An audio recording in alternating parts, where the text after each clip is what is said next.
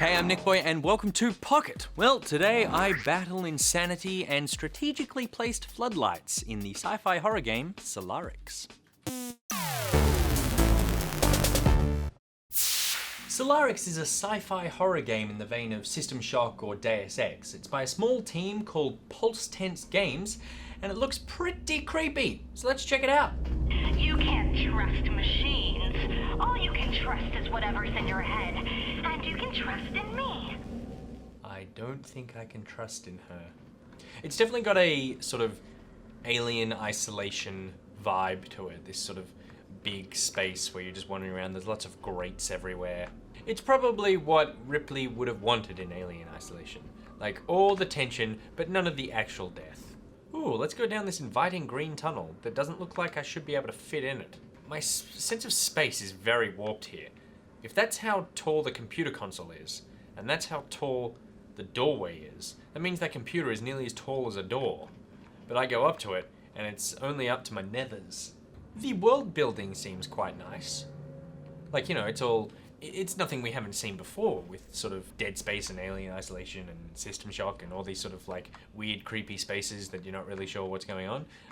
But it all looks very nice. In order to keep you from harm, I would suggest crouching when hostiles are in the vicinity.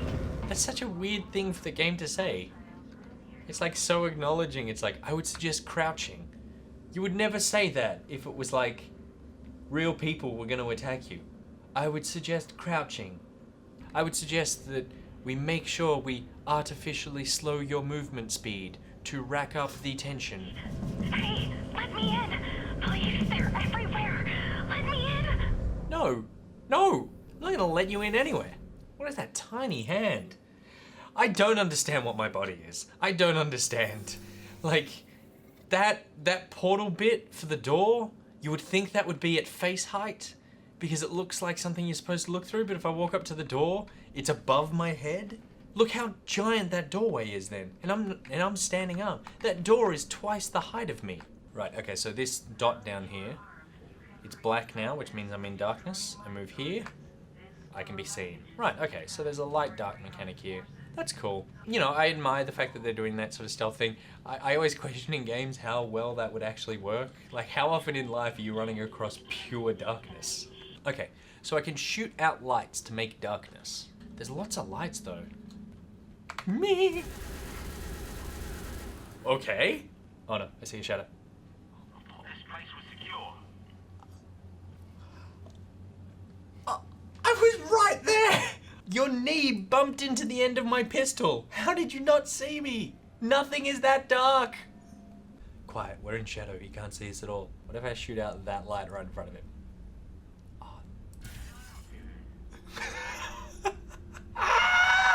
He's coming right for me! Shoot you in the face! Alright, security guard over here.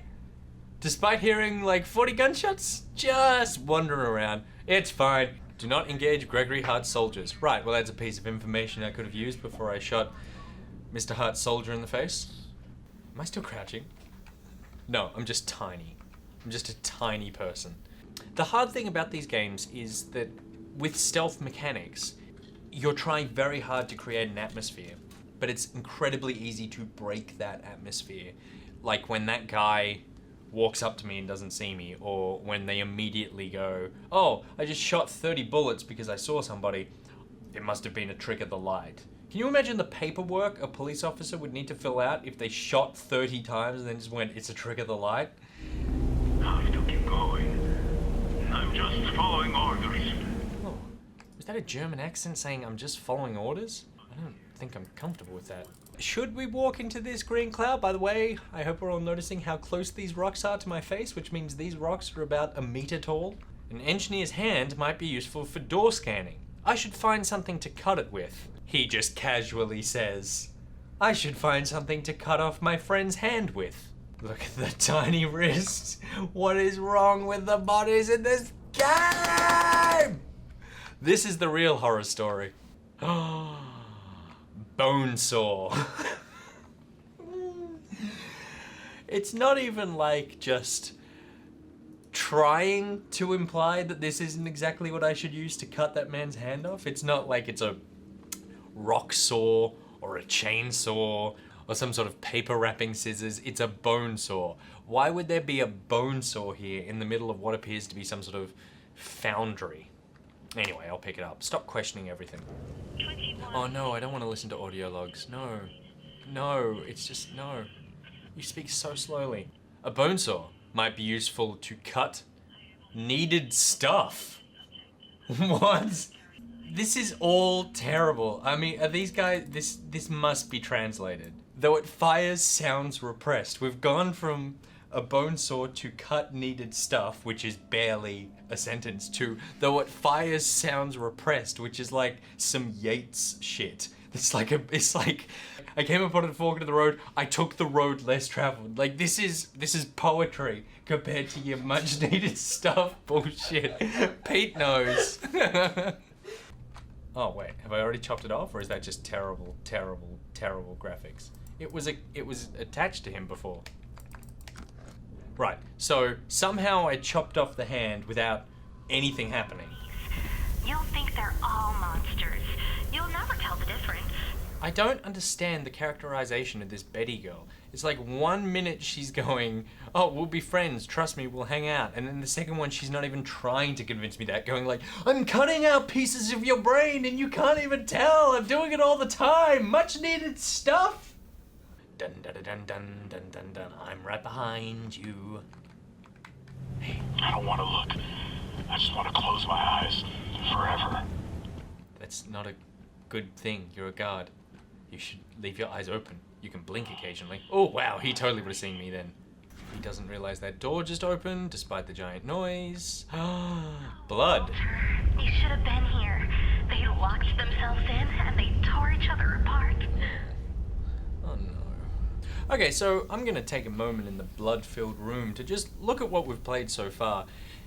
It seems to be a game of tropes when it comes down to it. It's doing all the things that it thinks stealth, horror, survival games should do.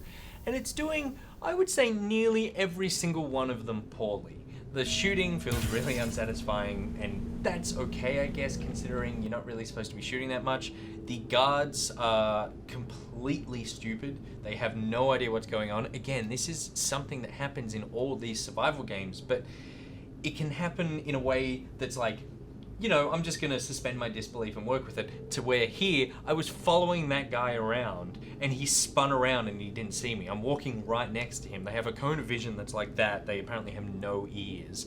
And it really feels like you're actually just moving from a small gated off puzzle area to another one. And when you pick up things like this decoder ride, that decoder is just this sort of catch-all, open all these doors. You just have to keep clicking it, and you have to click it like 10 or 15 times to actually knock down the, you know, level of security that's on that electronic door. There's no art to it. You've just got this sort of magic wand, at least with the hand. You find this door, you want to get in this door, but it's locked. Instead of just using the decoder, you have to go find an engineer, get a bone saw, you chop off his hand, you use it on there. There's at least some element of sort of thought put into that, but even all of that was so clunky. There's just this weird body lying there. A bone saw is specifically the thing that you find, as opposed to getting creative. Like, what are the odds that there was a bone saw lying around? But you're in this sort of like industrial space. Like it should be, you should be using industrial equipment in order to do that. And then on top of that, you've got this weird, crazy woman who's obviously the sort of antagonist of this whole situation, like a rogue AI or someone who's gone insane, sort of taunting you the whole time. But it's switching between trying to make you feel unnerved and then just outright telling you that she's a crazy, scary person. It's got none of the subtlety of something like BioShock, where you remember that moment of the reveal of "Would you kindly" and what that meant, and you just, your mind was blown, and you go, that's amazing, that's an amazing reveal, and it's also great character work the whole time. And this, it's barely even trying for that. You don't remember his face because I cut it out of your brain. The game has been getting pretty divisive user reviews, but then so did Alien Isolation.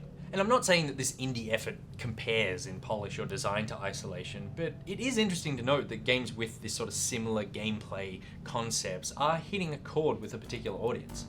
But at least for this game, I am not one of those people. I know I've only played about half an hour or so, but first impressions really count, especially with these sort of atmospheric heavy games, and so far there's nothing here that is making me want to keep playing.